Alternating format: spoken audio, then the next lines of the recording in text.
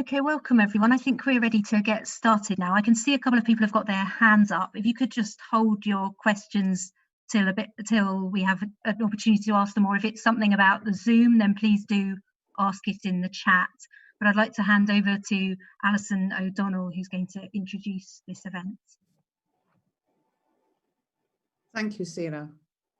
Can you see me, Sarah? Yeah? Yes, I can see you. Okay, that's fine. I can't see, so I'm working from there. Anyway, good evening, everybody. My name's Alison O'Donnell, and I'm a member of the History of Nursing Forum, and it gives me great pleasure to be chairing this session tonight. Just some housekeeping things before we start. The RCN is recording this event, so please be aware of that. Can you also be on mute throughout the whole of the event until the opportunity to ask questions? And if you do ask a question, please remember that if you're asking a question, that means that you consent to this recording. You may want to turn off your video by clicking on your camera symbol on the bottom left, as it might improve your connection as we go through. If you're having trouble with Zoom, then please try leaving the event and come back. That often helps. And if you have any questions or problems, then Francis and Sarah are around and they will be able to take this for you. So without further ado, just welcome to this evening. The plan this evening is that I shall introduce our speaker, Professor Dame Anne-Marie Rafferty, and then Anne-Marie will give us some opening remarks to set the scene for us. After this, I'll ask a couple of questions, really just to get us moving, and then you will have time for questions just after Anne-Marie's presentation and mine. So we will have time for chat. We'll be rounding up and finishing at 7 o'clock, so please be aware of that time, but I will try and keep us to time. But it's really interesting, particularly at this time, at the end of this kind of tumultuous year, to be looking at nurses and nursing activism, particularly at this time. So without further ado, I'm delighted to introduce Professor Dame Anne-Marie Rafferty, DBE, Fellow of the Royal College of Nursing, who's a nurse historian, policy and health advisor, and a researcher. Anne-Marie hails from Kirkcaldy in Fife and holds a BSc in Nursing Studies from the Department of University of Edinburgh. She has an MPhil in Surgery from the University of Nottingham and a DPhil in Modern History from the University of Oxford. She was also the first nurse to gain a doctorate from the University of Oxford. She was also the first nurse to win the highly prestigious Harkness Fellowship in Health Policy, studying at the University of Pennsylvania with Linda Aitken in the role of nursing in health reform. Currently, she's Professor of Nursing Policy and previously Dean of the Florence Nightingale School and Midwifery at King's College London. In 2019, she was elected President of the Royal College of Nursing. And Anne-Marie has been appointed Commander of the Order of British Empire, CBE, in 2008 in the New Year's Honours List for services to healthcare. And this year, 2020, she was made a Dame Commander of the Order of the British Empire, DBE, in the 2020 Birthday Honours List for services to nursing. Anne-Marie is a Fellow of the Royal College of Nursing from 2002, the American Academy of Nursing, one of the first nurses to be elected to the Academy of Medical Sciences in the UK. Earlier this year, she was the first UK nurse to be elected to the National Academy of Medicine in the US. Anne-Marie has a long-held passion and interest in nursing and in nursing history. She's also interested in the way in which nursing as a profession has had to carve its voice for itself in a place, particularly in our current society.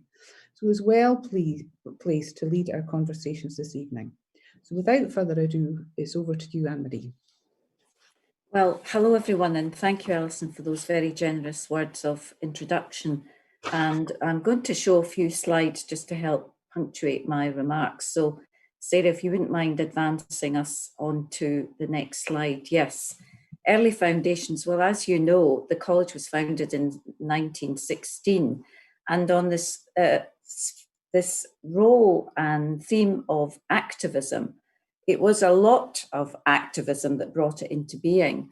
And indeed, the early founders of the college some of them were involved in the suffrage movement as well, and we've actually had that as an event at the college. In fact, earlier on it was end of last year actually. So I think this crossover between politics and broader issues of social justice is something which has animated the protest politics and nurse activism. And particularly, I think the college's stance that it has taken, not only in enhancing training, which is seen as an important incentive for improving pay and conditions, investing in education as a kind of leg up the ladder, if you like. And partly that standardization was the part of the founding spirit of the college, but also translating that into these broader causes of social justice, such as equal pay. And the campaign was waged then shortly after the NHS was founded in 1947. And just note the fashion be on display there. Next slide, please. And in the 1930s, this is a heroine of both myself and one of our colleagues, Danielle Tiplady, and a remarkable nurse called Thora Silverstone, who her married name was Craig, but actually was a founding member of the British Communist Party. Her father, like mine, was a miner. And indeed, she ended up, through some good fortune, being a governess to an MP for Reading, Somerville Hastings, who became very active in medical politics. In fact, was a founder of the Socialist Medical Association. Ended up going to fight in as many left-wing firebrands of the day in the Spanish Civil War, where she in fact met her husband, who happens to be operating here, and then came back to Britain and founded the Association of Nurses. And it was quite a radical, but it was never as large an organisation, and not even vaguely touching the edges of the Royal College of Nursing, whose membership in those days was probably around just under 50,000. But I'm showing this not least because Thora was an incredibly courageous campaigner in her own right, but because there's often mavericks and people on the margins who sort of prod and push the college into taking decisive and perhaps more assertive action than it otherwise might. So that's Thora. Next slide, please. So this is another campaign in 1948. Students were, well, it's no news to anyone that students are, of course, also can be quite radical in their own way. And student politics, I mean, many students have gone on to become in the Oxford Union and indeed in Students' Union as a sort of forcing ground for politicians themselves, important and fertile kind of terrain for developing those campaigning skills. Student nurses, of course, in the 1940s and before were actually paid a stipend, and these nurses in 48 were horrified at what their pay packet provided them with in the aftermath of the NHS. They had, of course, great expectations, and they started to protest, as you can see, in Trafalgar Square. So they were the first to really mount their dissatisfaction about the lot of nurses, particularly in respect to their benefits. Next slide, please.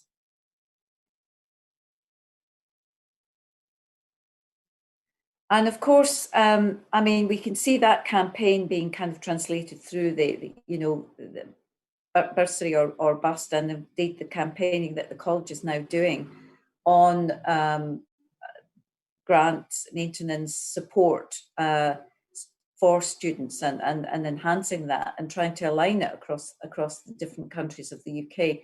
But perhaps one of the most celebrated campaigns of the 1960s, and there had been a lot of dissatisfaction. There was a campaign for Pay in 1962, which had recruited the support of some other major unions who donated a day's, some of whom donated a day's wages to support the nurses.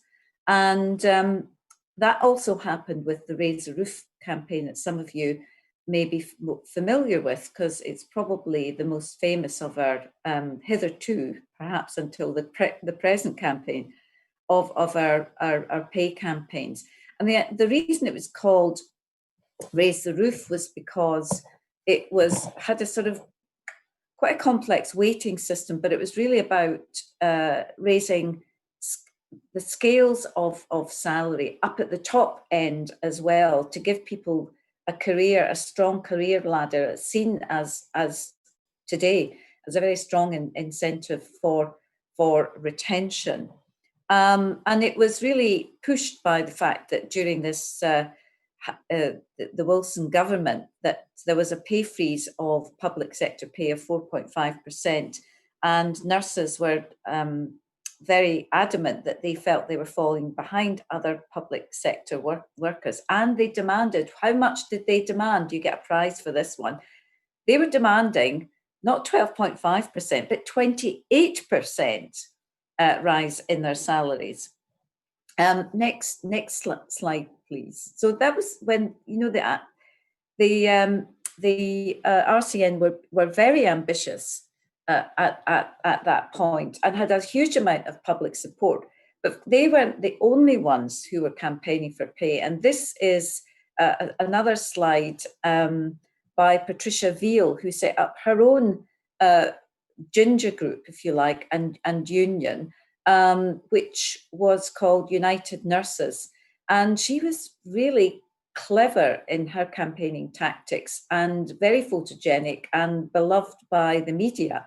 And this is a photograph of one of her tactics, which was demonstrating outside RCN HQ at Cavendish Square with a broom the manner in which she argued the RCN swept the difficulties of nursing under the carpet. So she was a critic, again, a maverick critic of the RCN itself, again pushing and prodding the RCN into assertive action. And there may even be some people in the audience today who were part of the Raise the Roof campaign, and maybe we'll have an opportunity to hear from them. But that helped to amplify, you know, the pay campaign itself. So it's interesting to look at the actual tactics that that nurses from different organisations, and activism takes many forms, we're actually deploying. Next slide, please, Sarah. The 70s and the 80s, of course, were also periods of growing militancy within nursing itself, and negotiations with Barbara Castle under the second Wilson government. And this is a time of significant economic austerity. She was a very, very tough negotiator. And again, nurses launched a campaign, and they negotiated successfully, but a much more modest pay settlement with Barbara Castle. Pay not peanuts, we could resurrect that slogan, and different methodologies being used here. Vigils at the Houses of Parliament, so a show of nurses with lamps and lights. Unfortunately, that's something, of course, we could also deploy as part of our armoury in the current campaign, perhaps with mobile phones this time rather than candles. But it wasn't just on pay where the RCN was also active. It was on what was seen as the giving away or the takeover of senior management by general managers as opposed to professional experts such as nurses through the Griffiths report, and that gave rise to a big media campaign. Next slide, please, which was then orchestrated This is another sort of illustration of the Pay Not Peanuts in 1979. And I mean, these coachloads of nurses who came down to Parliament and actually united with other unions in making their voices heard. Next slide, please.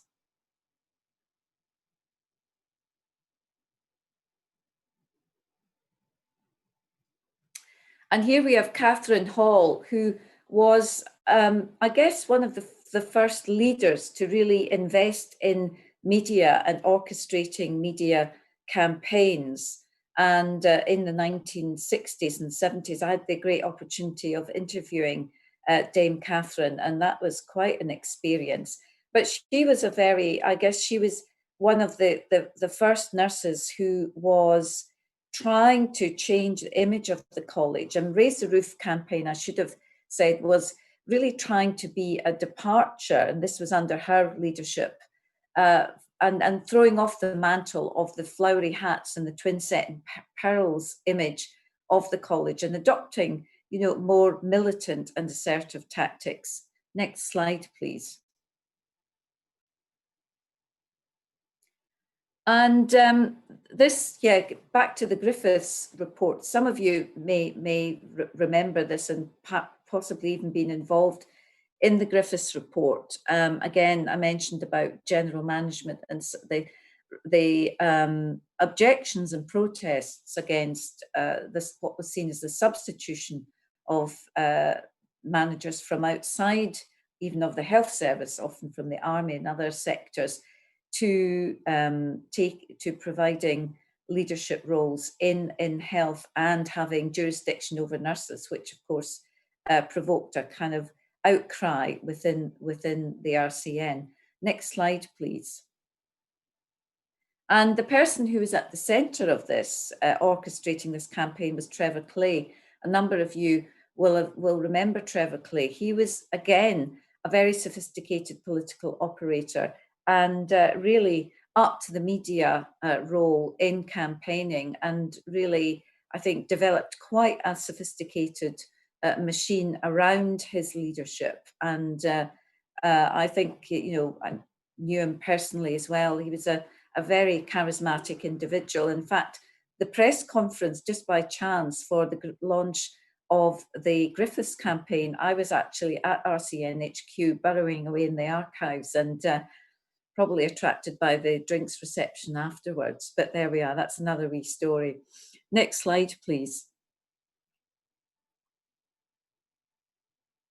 Yeah, and this is just a little slide of Radical Nurses Group, which again just shows you how activism can take many different forms. Nurses who wanted to empower nurses and had a sort of critique. There was a group of nurses who were, you know, graduates by and large, and were very dissatisfied with the educational settlement, if you like, and the conditions of nurses, and used their brain power to feed into those broader critiques and write. I mean, one of those nurses was Jane Salvage, in fact, a good friend of mine, and many possibly in the audience. Next slide, please.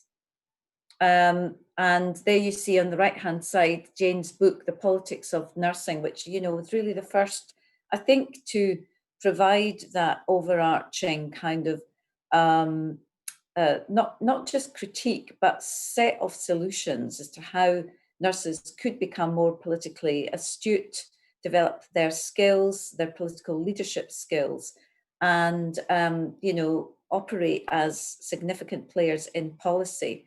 And yeah, fight the hierarchy's restrictions on our freedom to take up political issues. That's what it was about. Yeah, and they really meant business. They were absolutely brilliant. Next slide, please. And this is just, I think, a continuation of that theme. I suppose the message here is that what we need to do with our emotions, our frustrations, is actually translate them into, put them to work. And as I was saying in my Congress speech last year, you know, and put those emotions to work and move them along to achieve political outcomes and policy outcomes. Next slide, please. And this is just, a final little one on one of the highlights for me of my presidency was on the picket line in Northern Ireland, and they're seeing it firsthand how nurses can be empowered, how they can speak up and actually get results. And that strike is a case study in lobbying and petitioning successfully for change, and that was a catalyst, that strike, for bringing the different political parties together and getting talks to move Northern Ireland into safe staffing, hopefully legislation, and indeed, you know, a decent pay settlement as well. So, so I think that's the final slide, Sarah, if I'm not mistaken. Yeah. Not quite. So that was the prelude to our current staffing campaign across all 4 countries. And on Wednesday, which just so happens to be the day in which the Chancellor will discuss the interim kind of budget and the comprehensive spending review, we're also launching a pay rally. So I hope that you can all attend. And really, we are very much ramping up and pumping up the volume of the pay campaign, and hoping as many of you can join. I know that a number of you have been writing to MPs, for which many thanks. That's brilliant. Every MP has been written to and can be in no doubt what our position is in relation to fair pay for nursing campaign. Great. I think that is the final slide now. Super. Great. Thank you. Okay, Anne-Marie, thank you for that. That's really set the scene for us. We have, if I can ask a couple of questions before we open up to the chat room for questions. And I really just wanted to take you back to the founding of the college. You know, if we think about the founding of the college in 1916, which was in the middle of an international crisis of a world war, and then subsequently the later pandemic of the flus of 1919. One of the founders, Miss Mary Rundrell, wrote to Sir Arthur Stanley, as you said in your interview, in your presentation, that it was important to find well-trained nurses with the correct training and to place them well. And I was really just interested, my question is probably 2 parts. And the first part is really, I'd be interested in your thoughts on why you think it's important to be seen as one voice in terms of nursing as a profession. And then secondly, what do you think we can learn from the founders and the way that they campaigned for today's campaign?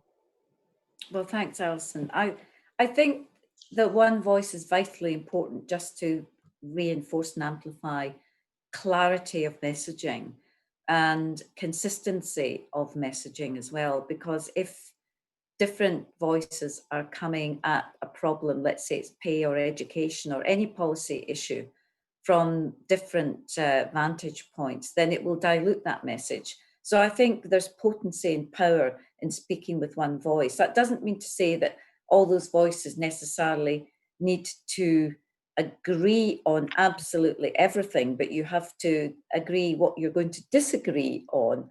But I think the more coalitions you can build, the better, and that will be, you know, a kind of multiplier, a force multiplier in the impact that we can actually have with policymakers. So I think that's vitally important. And what do you think we could learn in the way of the founders, you know, how they campaigned?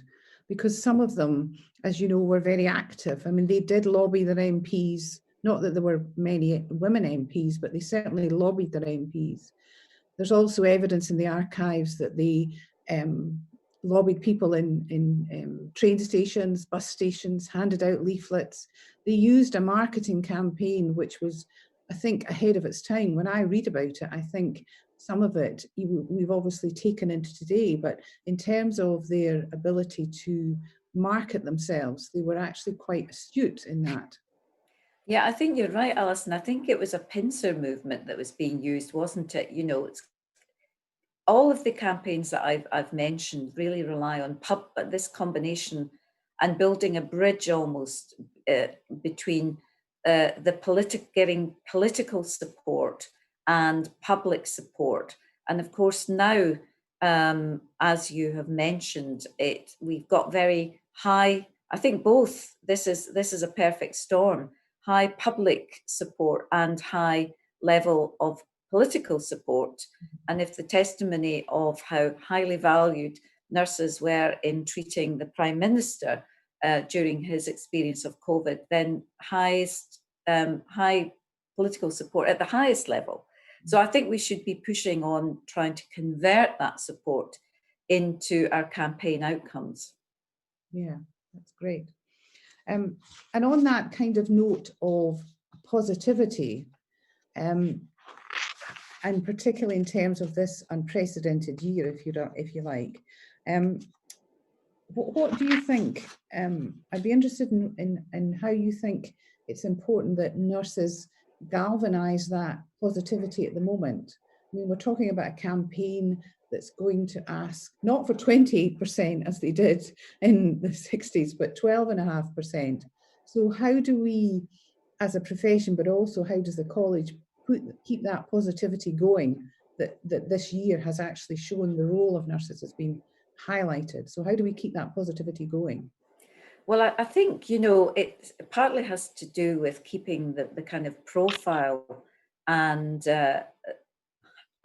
I'm using that word potency again of the campaign going. I mean, repeat sort of messages, but coming at perhaps the same point from different angles and using different campaigning techniques and tactics. We've seen several of them evidenced in the little whistle-stop tour I gave there. But and in fact, one of the campaigns, I think it was Raise the Roof as well, had a little sort of insert into a newspaper that people were also encouraged to cut out and send to their MPs. So they were quite ingenious and creative and imaginative ways of campaigning, but keeping the profile of the issue high, maintaining that public support, finding imaginative ways of engaging the public as well, using traditional but non-traditional kinds of techniques, I think is really, really important. And I mean, there's probably a whole kind of methodology and science to all of this, as we know from polling and marketing and PR and all the rest of it. But I think there's nothing more powerful than nurses themselves talking as well, telling their stories, in fact, to the public, to MPs, and getting that media profile for that as well. And I'm delighted to say that, this is being pioneered by Northern Ireland, the Sense Maker project, where we're garnering stories about nurses' experience of COVID, and then that's going to be thematized and analysed. And that will convert into, nuggets and capital that can be then fed back to MPs for lobbying purposes, but then rolled out, I think, in the other countries as well. So I think we are developing new campaigning techniques and methods as we go, and as well as, maybe perhaps using some of the old tried and tested staples. Yes. Okay, thank you for that, Anne-Marie. I'm now conscious that people are probably wanting to ask questions. So, Sarah, I think we could go over to the chat and see what people would like to ask. Yeah, absolutely. So just to let people know, if you've got a question, then there is a raise your hand function in Zoom as well. If you click on the participants tab at the bottom right, there's a raise your hand button. So if you raise your hand, then I can unmute you so you can ask your question direct. Or if you prefer me to read it out, you can type it in the chat. So I can see we have got a couple in the chat so far. Somebody has asked if you have any tips, Anne-Marie, for a student nurse who wants to get into activism but doesn't know where to start. The campaign around fair pay is something very poignant and stressful to students just about to enter the profession, as it is to current RNs, of course. And I want to channel the frustration and worry that I'm feeling, but I'm not really sure where or how to start. Well, thank you very much for that question. I think I would suggest that you join the newly qualified nurses forum that's been created, and I'm sure you'll find you've got kindred spirits there. Sorry, I didn't quite catch your name. Was it? PS on Zoom, so I'm not sure. Right, okay, so we did, okay.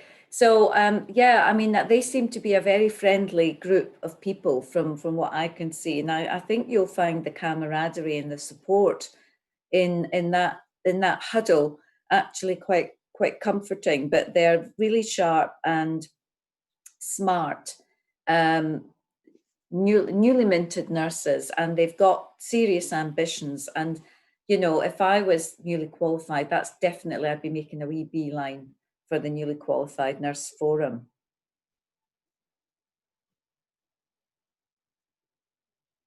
Okay, so there's a few more questions in the chat.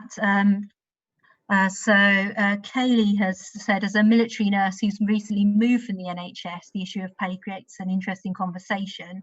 I'm protected and will receive a pay rise, however my NHS colleagues will not. How can we work together to campaign and ensure all nurses are treated fairly? Well, that's really interesting, Kirsty, about the differential between how presumably that's nurses in the defence services are treated and in the NHS in this particular instance. And I think that's a nice and neat piece of evidence that we should be using to perhaps make a point over, portability issues, but also, skills.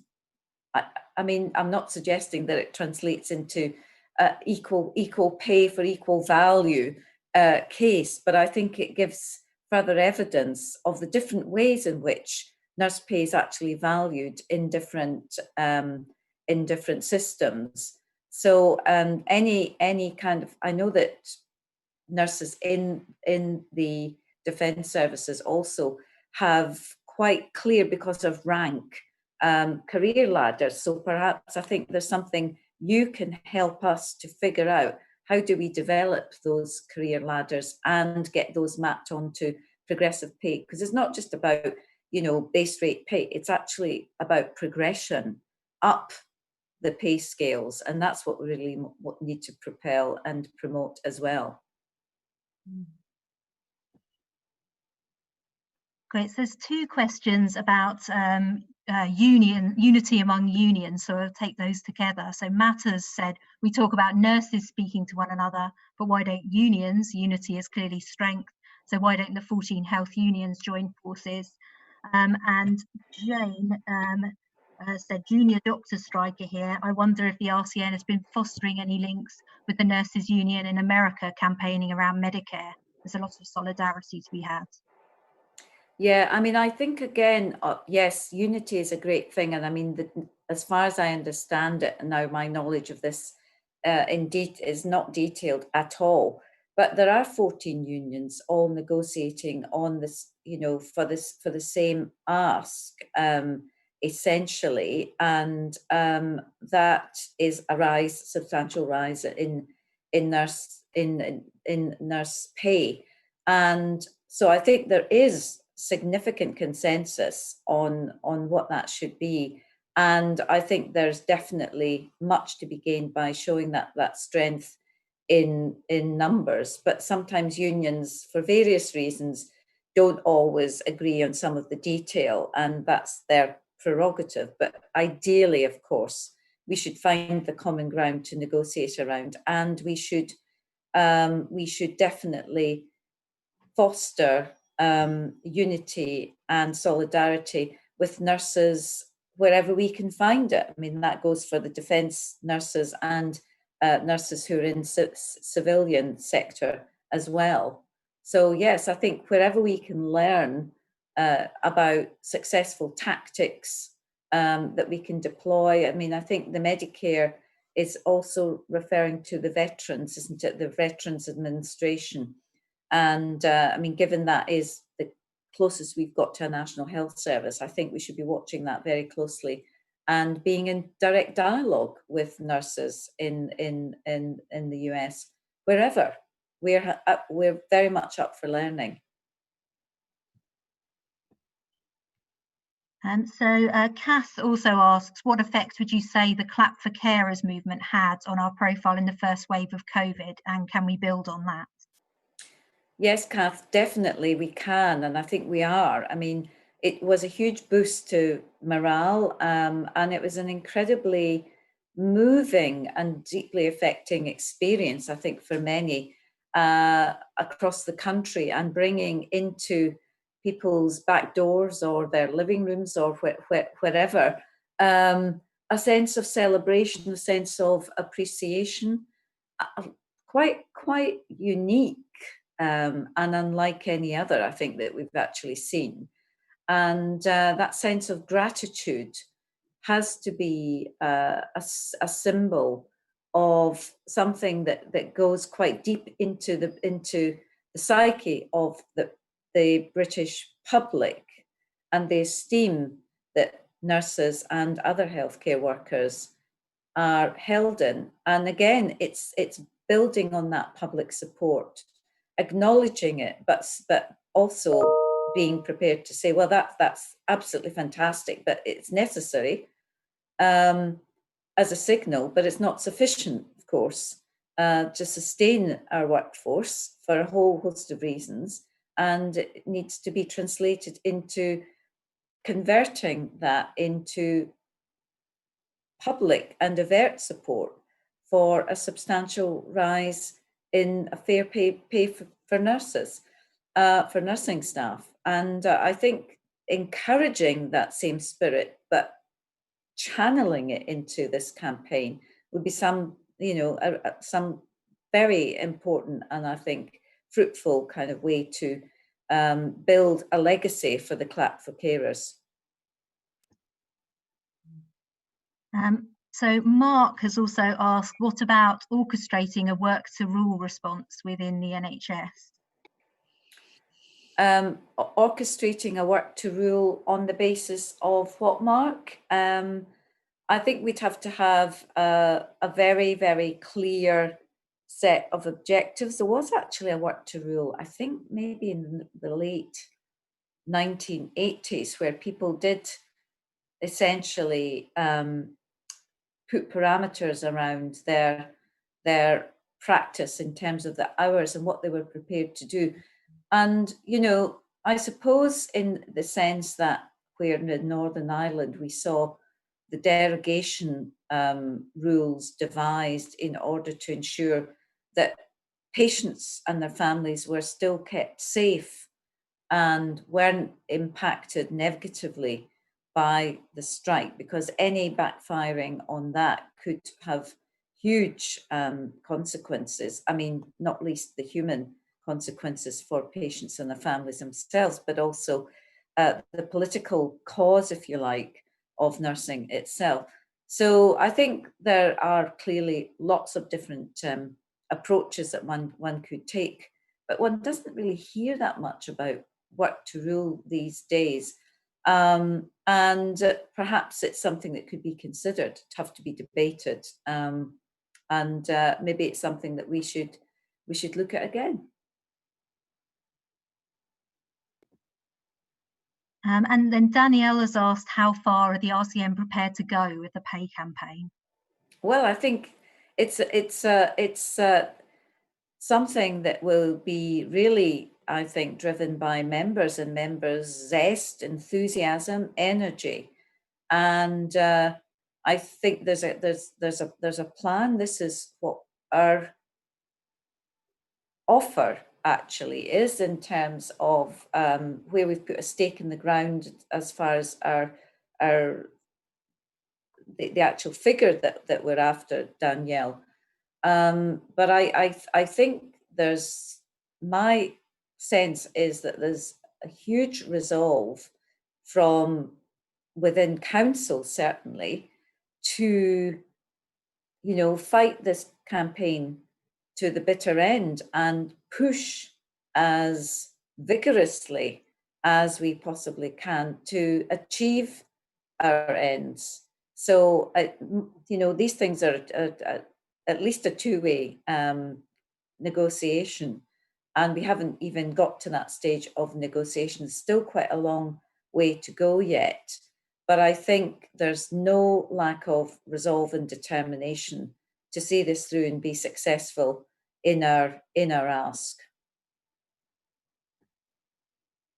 So Gwen has asked, what do you think the contribution has been of Nurses Action grassroots groups in stimulating the RCN and other unions to take action on pay? Well, I see the grassroots action has also been something that's germane to the RCN. I mean, the pay campaign I think the new organising model that is being developed by the RCN. And of course, I mean, it's maybe not as new as it might at first also seem, is testament to the I think the desire to really not just innovate but also reinvigorate the way that we actually do campaign, and the way in which we engage with members and influence the public and public opinion, because this is not just a campaign purely about pay. It's also very much about the public perception of the profession as well. These two things, pay, progression, careers, expertise, and indeed the perception of the profession, to my mind, they're all sort of tied up with each other and interdependent. So I think grassroots activism and bottom-up mobilization is absolutely essential in giving sustenance and sustaining any campaigning effort, and really shifting the dial and giving it that dynamism which it needs for longevity in a long haul. Because any campaign, it's probably got a sort of roller coaster type trajectory, and you need to be able to bounce back from adversity. And I think persistence is absolutely everything, and keeping that energy level up. And then a question from Peggy about the historical side. What, if any, lessons can be learned by today's members from the organisation of the RCN's campaigns in the past? Well, I think, as we've seen from the little presentation earlier on, that the RCN, when you sort of scratch away in the past, as Alison said in her opening remarks, really at the founding of the college. And of course, these techniques weren't also being developed in a vacuum. They may, as we all, are prone to begging, stealing, and borrowing the techniques of others. But I think what impresses you is the quality of the leadership and the ingenuity and sense of imagination that's actually used in designing campaigns and using the media, albeit not on the scale that we currently do today. But the seeds of a lot of what we're still doing are actually there in a number of those campaigns in the past. And I think, I'm very heartened by what I see about the new organising model, the way in which, of course, it's been interrupted, but we are taking up the reins again of the, staffing for safe and effective care and legislation in England. That pushing power out to to members leading the way, designing the campaign, it takes a lot of effort, a lot of energy, and that's why grassroots activism is so important. On top of really busy day jobs, I really acknowledge that. But I think we're always learning from other sectors as well about what's effective in campaignings, be it crisis, the housing, the deplorable state of housing and homelessness, organisations that we are in contact with.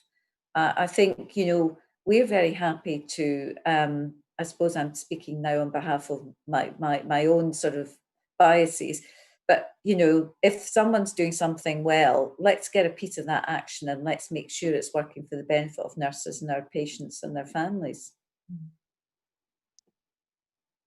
And then as a question from Mandy, hi, I'm a newly appointed ambassador. Any tips for meeting with MPs, as my local MP has agreed to have a meeting with me in December? Oh, that's absolutely brilliant. Well done. That's fabulous. Well, what could I say? I think you could actually talk to our communications or our policy people, but I think the main thing is to go with a little list of what are your key messages, what do you want to convey to your MP, find out a lot about, do as much homework as you can on them, what their voting record is, so you could also impress them on the issues that they're very, interested in, and see if you can also hook some of your asks and do have some clear asks, would you please support us in our campaign? This is what I want you to do. And there will be, some of those asks that you can link into the RCN for help with and support. But I think the more you know about your audience, the better, and seeing what their own particular predilections and preferences and perhaps biases actually are, and what you can do to help them. MPs love to be helped, and I think finding that kind of common ground, that little sort of symbiosis between what you're offering and what you want in exchange, a little bit of bargaining and a contractual and type of mentality would go a long way. But yeah, best of luck with that. And stories, a stock of stories, brilliant. That is probably, one of the best sources of evidence that you can use. Your own experience, that will speak volumes. And then I think we've got time for one more question from Ali. What thoughts do you have on nurses getting arrested to bring about a conversation around the climate crisis? Well, I'm not sure how many nurses have been arrested. I haven't actually seen that reported in any great detail, but I would be intrigued by the stories and the evidence on that as well. I mean, I'm not sure if nurses are being arrested how we know that they're nurses, or whether they're making that as part of a kind of political point. I know that the sustainability and the environmental health of the planet is something that we are very exercised about, and I know that the RCN is doing a lot of work on sustainability. I mean, goodness knows what COVID is doing with, mountains of PPE that must be being disposed of.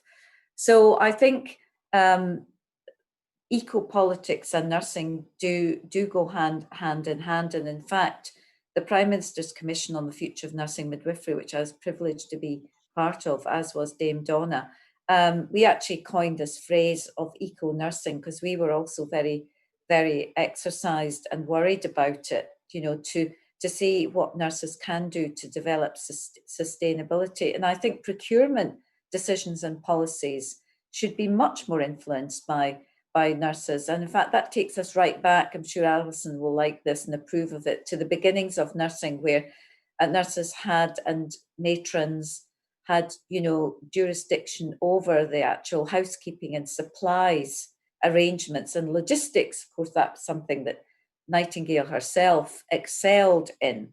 And I'm sure, if she were in charge of logistics, probably we wouldn't have had half the problems that we have with sourcing PPE, and she'd be giving them laldi down at number 10. That's a good Scottish word.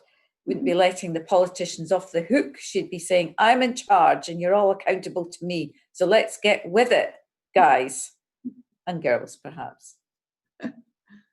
Indeed. Is that it, Sarah, in terms of questions?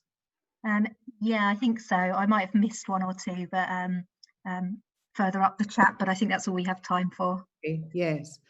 Well, I think that I've been watching the chat, some really interesting comments. So thank you everyone for your comments and for your questions. Thanks to Sarah and Francis for their support for this evening.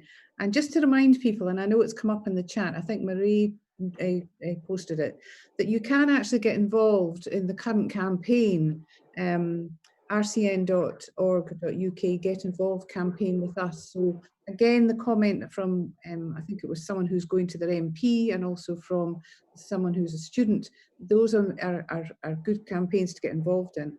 And I would also make a plea that if you're not already a member of the History of Nursing Forum, then please think about joining that as well. Sarah will also, and Francis will also put up a link in terms of giving feedback and also to advertise our next event, which is on January 21st in 2021. Florence Nightingale Comes Home. And finally, my thanks to Anne-Marie for her time and conversations tonight. I think it's been really interesting. When you look at history, it's interesting to see how far we have come, but also to see how far we still have to go. From tonight, I think we've seen that politics dominates nurses' practice throughout the ages, and there are implications, both political and social implications, in arising of everything that nurses do. But I think as well as that, it's also good to take time to reflect on what we have achieved, but also what we still have to achieve. And one of the things that struck me when people were talking, and also from Anne-Marie's presentation, is that we have made strides, but also some of the things remain the same. So from that point of view, we probably still have some challenges to come. So thank you for your time and good night.